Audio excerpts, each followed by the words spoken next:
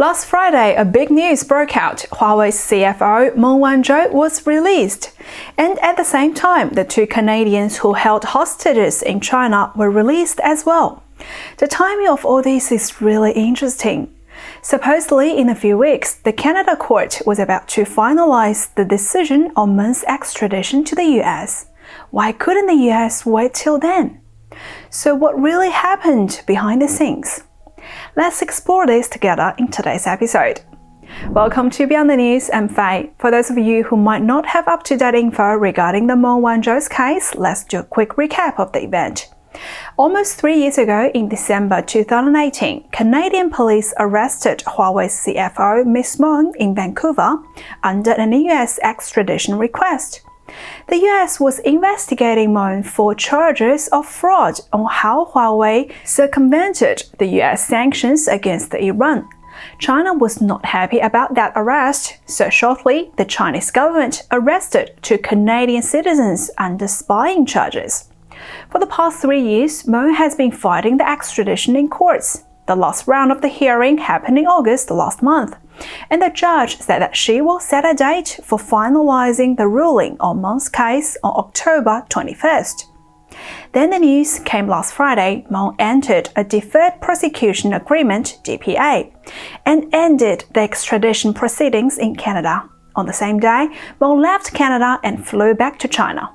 Almost at the same time, the two Canadians detained by the Chinese government were released and flew back to Canada straight away. Just a quick note, China has always said that these two Canadians are real spies. That's why they were arrested.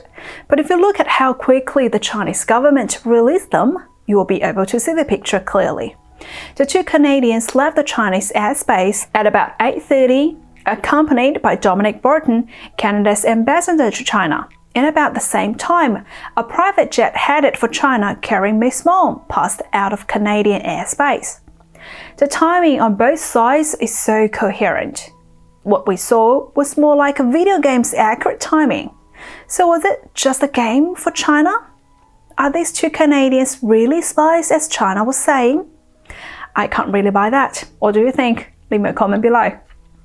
So I think that there are two reasons behind this coherent timing. One is the negotiation has been fully done between the US, China and Canada before the exchange of the captures, the Michaels and the Meng. On the 16th this month, the US, the UK and Australia formed the AUKUS alliance, which allows Australia to have the technology as well as to own the nuclear-powered submarine. This deal really pissed off China. You can find out more about this in our previous episode. Therefore, maybe in order to show a little sign of peace with China, Biden decided to let Meng go back to China, kind of like giving China a candy after wagging it with a stick thing. This is also another perspective. The Canadians have just had a national election a week ago. Its current Prime Minister Justin Trudeau has narrowly won re-election and formed a minority government. And the Trudeau government has a very close tie with the Biden administration. Even Biden's former boss, the former US President Barack Obama, openly supported Trudeau before the election. Therefore, Biden's team could be using this as a way to help boost Trudeau's support in Canada by bringing back the two Canadians who have been spending more than 1,000 days in Chinese prisons. So Meng's release became the natural result from the political negotiation done behind the scenes between the three governments. The second reason being that China's bad need in using Meng's return as a propaganda opportunity. October 1st is China's National Day, the anniversary for the founding of the Chinese Communist government. What could be a better way to celebrate this day than having Meng returning to China? As Meng's return will mean China has won the wrestling with the US. As the current situation in China, nothing is looking as good as it used to be a few years back. Besides, she also needs more positive events to assure his chance to stay at the crown again at next year's party's head re-election. White House also revealed that she mentioned Meng's back in the call with Biden a few days ago. As a result, Meng came back to China before October 1st, and the Chinese state media could use it as another wave of propaganda calling for people's nationalism. On the day Meng landed, the CCTV was waiting at the Shenzhen airport and had her arrival live streamed. Meng had a little speech at the airport. To quote directly, "Chairman Xi cares about the safety of every Chinese citizen, and he also has my situation in his heart. We must firmly support the party with Chairman Xi at its core." This kind of speech is exactly what the Chinese government wanted. On social media as well, there are a number of trending topics about Meng. I found this very funny one. Meng's flight from Canada purposefully went around the Arctic Circle to avoid US airspace. So what were they afraid of though? There are also signs that the US government allows these to be used for propaganda purposes in China. One key factor to this point is that the DPA which Meng had signed with the US prosecutor does give enough room for the Chinese media to spin the way they want to. I will elaborate on this. In the DPA Meng signed, Meng didn't plead guilty, which is what the media in China is focusing on. Furthermore, the DPA also stated that they are deferring the case till December 2022. If Meng didn't commit any crimes during this period, her case will be dismissed. So technically, she will be a free person by then. But Meng did sign a statement of facts. In this statement, Meng basically admitted everything she has been charged for, and no possible future retraction. This part is what the Chinese media don't report on.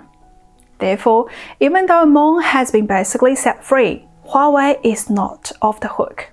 Last Thursday, the US Commerce Secretary Gina Raimondo said the Biden administration will take further actions against Huawei if necessary. Also in the future, US prosecutors can use this signed statement of facts against Huawei if needed. So if we rethink about this, the US didn't seem to lose too much in this battle in certain regards. Not to mention that two Canadians are now able to unite with their families and no longer live as hostages.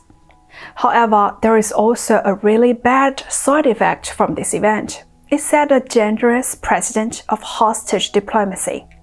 The Chinese government now sees this kind of tactic works even for the US. If one day another country had some issues with China, would the Chinese government be using the same hostage trick to force that country to comply again? We wouldn't know the answer for sure, but it is very likely, given the fact that the Chinese Communist Party is hardly acting in a decent way in international matters. So how things would go from here? First, how Meng would be treated in China after everything cools down is interesting to see. Even though she was hailed by the media as a heroine right now, no one knows if that is going to last, because she admitted all the charges, which is not good for Huawei, and Huawei has strong ties with the Chinese government and the military. If you look at the Communist China's history, the government tends to discard any person they deemed useless. It will be interesting to see how Meng will be in a few months. The second thing to look at, the two Canadian hostages. In the near future, they would probably be interviewed by the media. It will be interesting to hear their experience and how they see the whole situation. And the third is about Huawei. With the statement of facts at hand, would the US be going to take further actions against Huawei? Let's look forward to the stories. Alright, that's all for today. What do you want to say about the exchange of hostages? Let me know in the comment below. If you liked today's episode, please like and subscribe and turn on the notification bell. Thank you for watching Beyond the News. I'm Faye. I'll see you again very soon.